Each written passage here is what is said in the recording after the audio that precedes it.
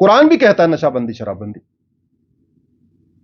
Bible में भी एक जगह वर्णन है नशाबंदी शराबबंदी, और हमारा संविधान भी कहता है नशाबंदी शराबबंदी। लेकिन कभी इस पे चर्चा ही नहीं हुई। जब चर्चा नहीं हुई और आप एक तरफ हुक्का बार खुलवाओगे, डिस्को बार खुलवाओगे, डांस बार खुलवाओगे, सुट्टा बार खुलवाओगे, जुआ खेलने का अड्डा खुलवाओगे, और फिर आप कहोगे एक काम करो, अपने अपने बच्चों को संभालो। सरकारी प्रतिनिधियों को वेतन भत्ता, गाड़ी बंगला हुक्का बार खुलवाने के लिए मिलता है क्या? जोर से बोलिए, जरा जोर से बोलिए। सरकारी प्रतिनिधियों को वेतन भत्ता, गाड़ी बंगला जो आपके पैसे से मिलता है, वो हुक्का बार खुलवाने के लिए मिलता है, सुट्टा बार खुलवाने के लिए मिलता है, डिस्को बार खुलवाने के लिए मिलता है, अश्लीलता फैलाने के लिए मिलता है, जुआ घर बनवाने के लिए मिलता है, जगह जगह बियर बार खुलवाने के लिए मिलता है क्या? शराब की दुकान खुलवाने के लिए मिलता है? संविधान तो कहता है नशाबंदी शराबबंदी करो। जानते हैं क्यों नहीं चर्चा हुई? क्योंकि हमने आपस में चर्चा नहीं किया। 33% आरक्षण बहुत ही अच्छा कदम है जो अभी तक कभी नहीं हुआ, और इसके लिए हम सबको प्रधानमंत्री जी को धन्यवाद देना चाहिए कि महिलाओं की भागीदारी 33%, हमारे प्राचीन काल में महिलाओं की भागीदारी 50% थी। हम लोग सोचते हैं पहले, अरे आज के हजारों साल पहले शंकराचार्य जी और मंडन मिश्रा में शास्त्रार्थ हुआ। आपने मध्य प्रदेश में एक जगह सुनी होगी मंडलेश्वर, सुना है आपने? सुना आपने मंडलेश्वर? उस स्थान का इतिहास क्या है? शंकराचार्य जी और मंडन मिश्रा के बीच में शास्त्रार्थ हुआ, और शंकराचार्य जी ने मंडन मिश्रा को हरा दिया। मंडन मिश्रा की पत्नी ने बोला, आपने मेरे पति को हराया है, अभी मैं हूं, आओ हमसे शास्त्रार्थ करिए आप। मंडन मिश्रा की पत्नी ने शंकराचार्य जी को हरा दिया। कल्पना कर सकते हैं आप? सोचिए, चारों वेदों का ज्ञाता, 18 पुराणों का ज्ञाता, द्वैत अद्वैत का ज्ञाता, सब कुछ जानने वाले शंकराचार्य जी को मंडन मिश्रा जी की पत्नी ने हराया। शंकराचार्य जी ने बोला, मुझे बहन 6 महीने का टाइम दो, तुम्हारे इस सवाल का जवाब मैं 6 महीने बाद दूंगा। शंकराचार्य जी ने 6 महीने फिर पढ़ाई किया, और वो पढ़ाई जाके किया ओंकारेश्वर में, जहां शंकराचार्य जी की भव्य मूर्ति स्थापित हो रही है 108 फीट की, पता होगा आप लोगों को। वो ओंकारेश्वर और मंडलेश्वर के बीच में 70-80 किलोमीटर की दूरी है। वहां 6 महीने पढ़ के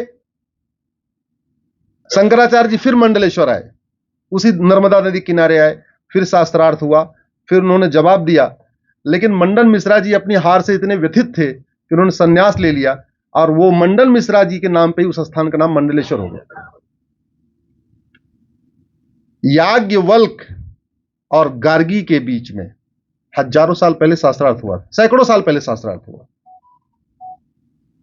कैकेय नरेश की सेना जब हार रही थी रावण से, कैकेय को हम पेशावर कहते हैं, जिसको पाकिस्तान कहते हैं, राजा भरत का ननिहाल है वो।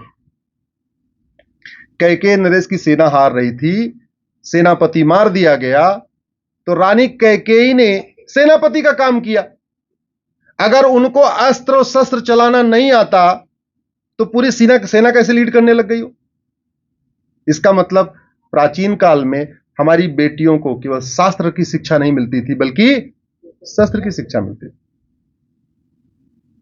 ये तो बीच में बहुत सारा गुलामी का समय था, जिससे हमारी संस्कृति कमजोर हो गई, बहुत सारी चीजें कमजोर हो गई।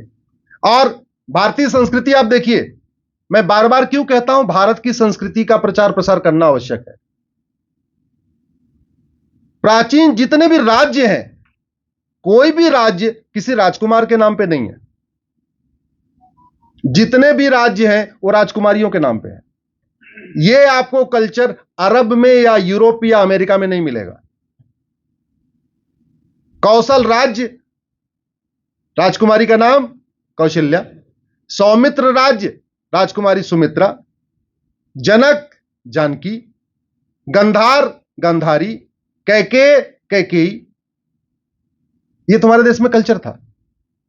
पूरी दुनिया में किसी भी देश को माता नहीं कहते, भारत छोड़ के।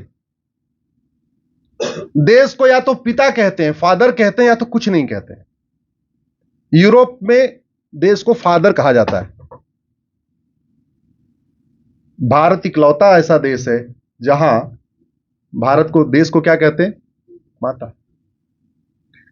आप किसी और रिलीजन को बताइए, दुनिया में 1100 रिलीजन है जहां महिलाओं की पूजा होती हो। है कोई और रिलीजन आपके ध्यान में? सोचना, आप गूगल करके देख लेना। सनातन धर्म इकलौता ऐसा धर्म है जहां पे माताओं की, बहनों की पूजा होती है। अभी नवरात्रे आने वाले हैं, आप लोगों के घर में भी कन्या पूजन होगा कि नहीं होगा? होगा ना? कहीं और है, होता है क्या? नहीं होता। इसलिए सनातन संस्कृति का प्रचार प्रसार करना आवश्यक है। जहां जहां सनातन संस्कृति घटी है, वहां वहां बहन बेटियों पे अत्याचार बढ़ा है।